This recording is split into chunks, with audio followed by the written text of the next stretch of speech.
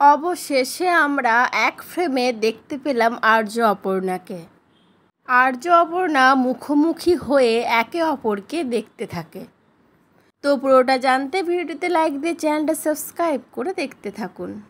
চিরদিনই তুমি যে আমার সিরিয়ালের আজকের পর্বে আমরা দেখতে পাবো আর্যর অবস্থা আরও খারাপ হতে থাকলে ডক্টর নার্সকে বলে যে আরেকটা ইঞ্জেকশন রেডি করুন।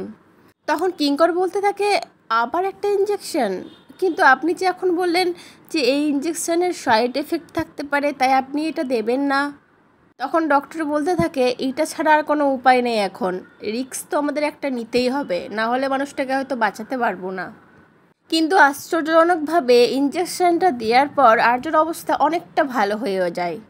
তখন ডাক্তারকে সবাইকে বলতে থাকে, মানে কিঙ্কর অর্ক এদেরকে বলতে থাকে আপনারা এখন যেতে পারেন, ওনার অবস্থা আগের থেকে অনেকটা বেটার। এই বলে ডক্টর সেখান থেকে চলে যায়।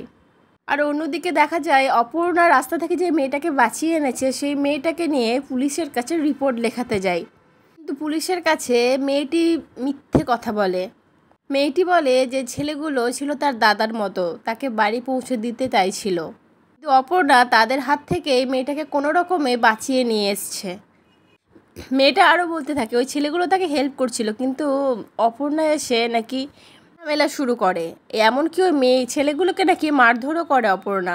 মানে পুরো মিথ্যে কথা বলে মেয়েটা পুলিশের সামনে, কিন্তু কেন যে বলছে সেটা আমরা আস্তে আস্তে বুঝতে পারবো। আর অপর্ণার এগেনস্টে যখন সবাই উল্টোপাল্টা কথা বলতে থাকে তখন অর্ক খুব রেগে যায় আর সবার সাথে বচর সাথে জড়িয়ে পড়ে, মানে মারপিট করতে থাকে। আর তাদের সাথে ঝগড়াতে না পেরে ওঠে অর্ক কাঁদতে শুরু করে দেয়, মানে পুরো মেন্টালভাবে ভেঙে পড়ে অর্ক।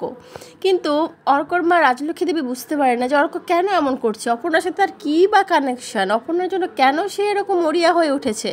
আর এদিকে পুলিশ স্টেশনের সমস্ত ঘটনাটা একজন ভিডিও রেকর্ডিং করে ফেসবুকে আপলোড করে দেয়।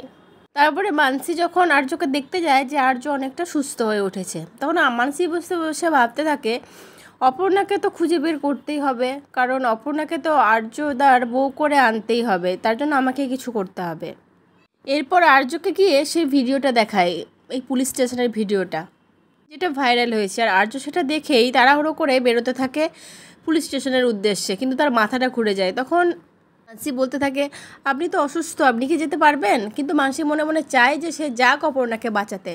তখন আর্য বলে আমার থেকে হয়তো আরও একজন বেশি বিপদে পড়ে আছে, তাকে তো বাঁচাতে যেতেই হবে। এই বলে আর্য বেরিয়ে পড়ে একা একাই।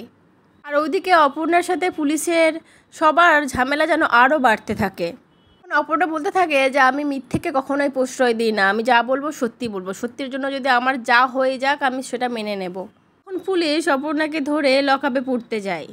আর ঠিক তখনই সেখানে ঢুকে পড়ে আর্য। রাজলক্ষ্মী দেবী বলে ওঠে আর্য তুই এসেছিস? আর তখনই অপর্ণা আর্যর দিকে কাঁদো কাঁদো মুখ করে তাকিয়ে থাকে। আর আর্য অপর্ণার দিকে মুগ্ধ দৃষ্টিতে তাকিয়ে থাকে, মানে অনেকক্ষণ পরে অপর্ণাকে দেখছে তো তাই জন্য। তবে আমাদের এটা দেখে ভালো লাগলো যে অনেক দিন পরে অপর্ণা আর আর্য এক ফ্রেমে। তো বন্ধুরা তোমাদের কেমন লাগলো অনেক দিন পরে এই জুটিকে আবার একসাথে দেখে?